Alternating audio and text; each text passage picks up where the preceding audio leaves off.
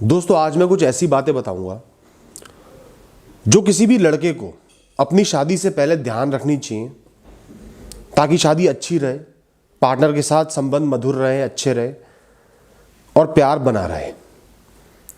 वैसे तो ये बातें पेरेंट्स को कहनी चाहिए। कोई पेरेंट्स देख रहे हो तो अपने बच्चों को बोल देना, या यूथ भी देख रहा हो तो आगे अपने बच्चों से ये बात कहना। और मैं एज अ ब्रदर आप लोगों को ये बात समझा रहा हूं, इनका ध्यान रखना। सबसे पहली बात है, सबसे जरूरी बात है, आपकी वाइफ, आपकी पार्टनर आपकी रिलेटिव नहीं है। आपने उसको दिल से अपनाना है, अपना समझना है। ये मेरी है, इस तरीके से अगर आप उनको लोगे ना तो आपकी ईगो ऑटोमेटिकली टोन डाउन हो जाएगी। उनकी हर छोटी से छोटी बात का बुरा नहीं मानोगे, उनको दिल से अपनाओगे और प्यार करोगे। तो सबसे जरूरी चीज है उनको दिल से अपनाना। दूसरी बात आती है उनके लाइफ में जो भी गोल्स होंगे, करियर को लेके, जॉब करना है, बिजनेस करना है, कुछ क्रिएटिव करना है, जो भी उनके गोल्स होंगे, आपको उनका साथ निभाना है, उनके साथ खड़े रहना है। वो परेशान होगी तो उनको टीज नहीं करना, डिस्करेज नहीं करना, घर के कामों में नहीं फंसाना, उनके साथ खड़े रहना है। उनके एग्जाम्स है तो उनको पढ़ाई में सपोर्ट करो, उनके सेंटर तक उनके साथ जाओ, उनको मोटिवेट करो, तुम कर सकती हो। उनके करियर को, उनके गोल्स को आपने उनके साथ खड़े होकर बिल्ड करवाना है ताकि आप भी उनका एक हिस्सा बनो, और जब वो सक्सेसफुल हो जाएंगी तो प्राउड फील करना है। ये हस्बैंड वाइफ वाली ईगो को साइड हटा दो।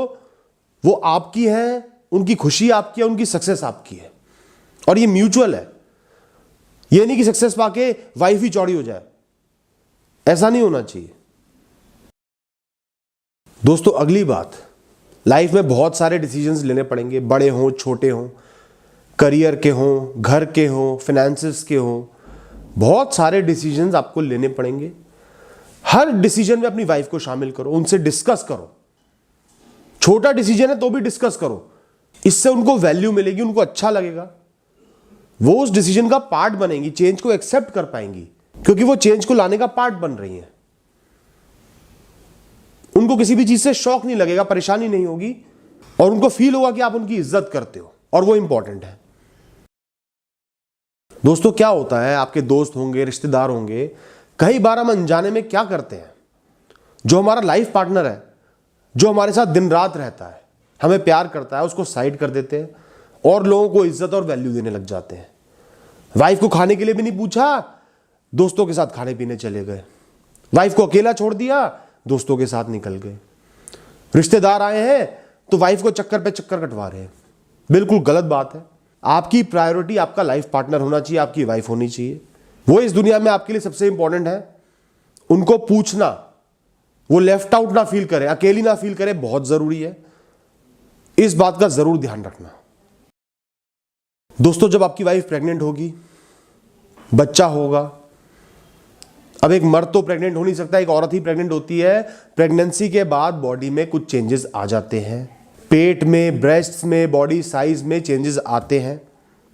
अपनी वाइफ को ताने नहीं मारने, कोसना नहीं है, डिस्करेज नहीं करना, इंसल्ट नहीं करना। एक तो उसने प्रेगनेंसी सही है, इतना दर्द सहा, एक मेजर ऑपरेशन सहा है और बच्चे को जन्म दिया है। अगर उसके बाद आप उसको ताने मारोगे तो इससे गलत क्या हो सकता है। उसकी बॉडी में आए हुए चेंजेस को रिस्पेक्ट करना है, अप्रिशिएट करना है। उनकी बॉडी में आए चेंजेस से इरिटेट नहीं होना। कई बार जाने अनजाने में लोग अपनी वाइफ को ताने मारने लगते हैं, सुनाने लगते हैं। इससे बुरा कुछ नहीं हो सकता। एक तो उस औरत ने इतना दर्द सहा है, ऊपर से आप ताने और मार रहे हो। उनको मोटिवेट करो।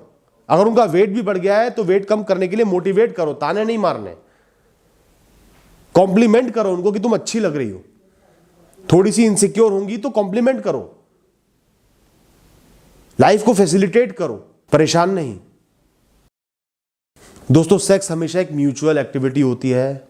कोई भी औरत एक मर्द का खिलौना नहीं होती, या एक मर्द औरत का खिलौना नहीं होता है।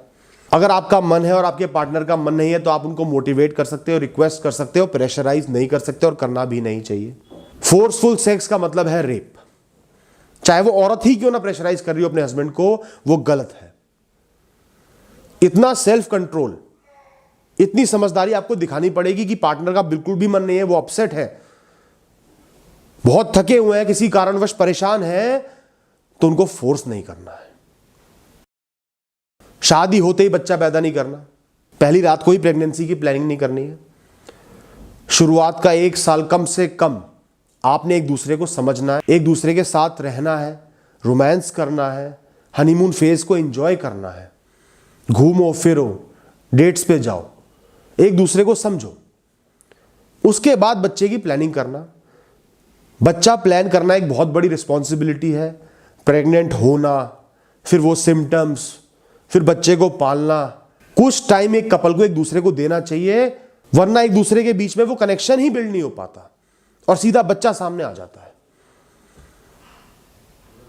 और वो शादी एक फ्रस्ट्रेशन के रूप में बदल जाती है, अपना मीनिंग खो देती है। तो शुरुआत का कुछ टाइम आपने सिर्फ एक दूसरे को देना है, समझना है, रोमांस करना है, एंजॉय करना है।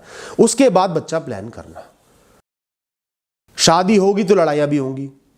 जब दो इंसान एक दूसरे के बहुत नजदीक रहेंगे, क्लोज रहेंगे, सुबह शाम एक साथ रहेंगे, रात को एक साथ रहेंगे, उनके बीच में लड़ाई होना, डिसएग्रीमेंट्स होना,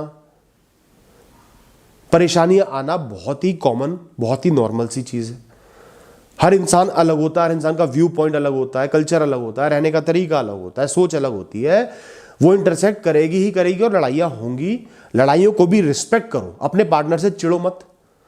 जब भी लड़ाई होती है रिस्पेक्ट करो कि हाँ लड़ाई हो सकती है, व्यू पॉइंट्स अलग है, कोई बात नहीं, उसको सॉर्ट आउट करना है, एक म्यूचुअल डिसीजन पे रीच करना है। थोड़ा थोड़ा कॉम्प्रोमाइज दोनों ने करना है ताकि रिश्ता अच्छे से चल सके। तो जब भी लड़ाई होती है, लड़ाई को सॉर्ट आउट करने में बिलीव करो। ईगो को बहुत ऊपर मत लेके आओ कि अब तो मैं इससे जिंदगी भर बात नहीं करूंगा, रिश्ता तोड़ दूंगा, ऐसा मत सोचो। अगली बात दोस्तों ये है कि हमेशा इंटेंशन ये होनी चाहिए कि जीवन भर साथ निभाना है।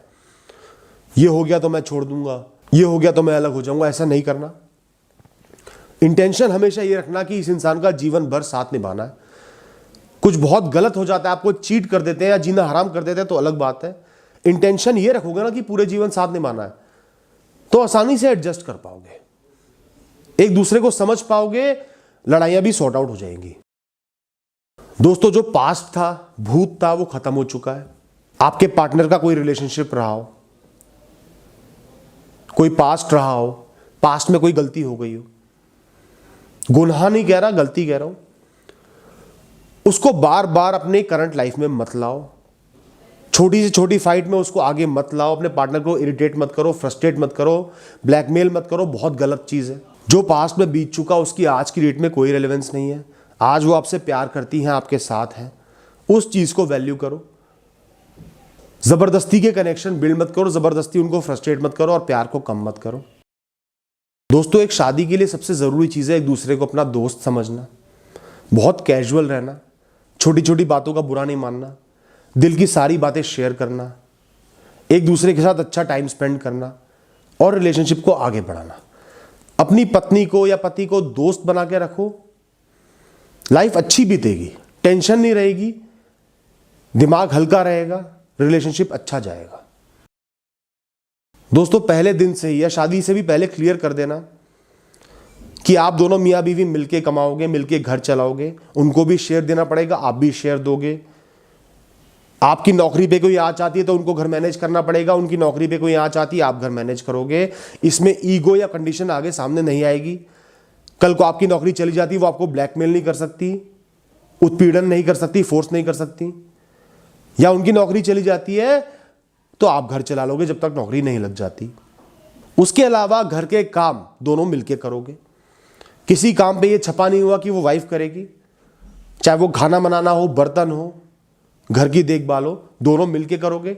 जो काम दोनों नहीं करना चाहते उसके लिए एक हेल्प, एक मेड हायर कर लेना, उनका सपोर्ट ले लेना। एंड में ही बोलूंगा, ना पति परमेश्वर होता है, ना पत्नी देवी होती है, ममता की मूरत होती है। दो आम इंसान हैं, आम इंसान रहो, एक दूसरे को वैल्यू करो, प्यार करो, एक दूसरे का साथ निभाओ। All the best.